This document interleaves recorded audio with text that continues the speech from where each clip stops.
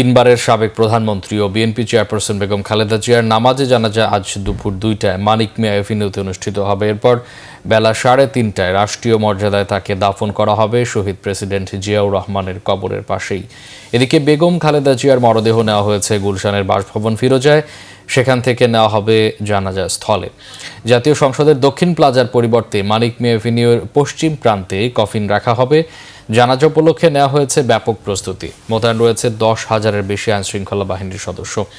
গণতন্ত্রের আপসহীন নেত্রী বেগম খালেদা জিয়ার জানাজা উপলক্ষে মানিক মিয়া এভিনিউতে রাত থেকেই জড়ো হচ্ছেন সারা দেশ থেকে আসা দলীয় নেতাকর্মী, শুভানুধ্যায়ী সহ সর্বস্তরের জনতা।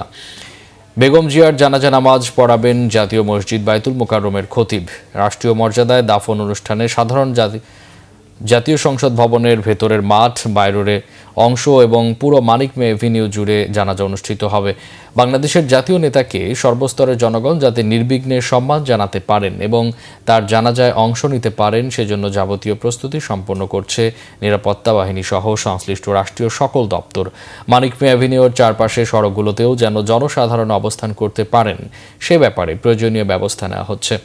জানাজার পর বেলা 3:30টার দিকে শহীদ রাষ্ট্রপতি বীর মুক্তিযোদ্ধা জিয়াউর রহমানের পাশে বেগম খালেদা জিয়াকে রাষ্ট্রীয় মর্যাদায় সমাহিত করা হবে। এ সময় বেগম খালেদা জিয়ার পরিবারের সদস্য, রাষ্ট্রীয় গুরুত্বপূর্ণ ব্যক্তিবর্গ, সরকারের দায়িত্বপ্রাপ্ত ব্যক্তিবর্গ, বিদেশি অতিথি, রাষ্ট্রদূত ও বাংলাদেশ জাতীয়তাবাদী দল মনোনীত রাজনীতিবিদগণ উপস্থিত থাকবেন। দাফন কাজ নির্বিঘ্নে সম্পন্নের জন্য সেখানে নির্ধারিত ব্যক্তিবর্গ ব্যতীত আর কাউকে প্রবেশ করতে দেওয়া হবে না। দাফন কাজ সম্পন্ন না হওয়া পর্যন্ত শেরেবাংলা নগরের জিয়া উদ্যানে জনসাধারণের চলাচল সীমিত করা হবে।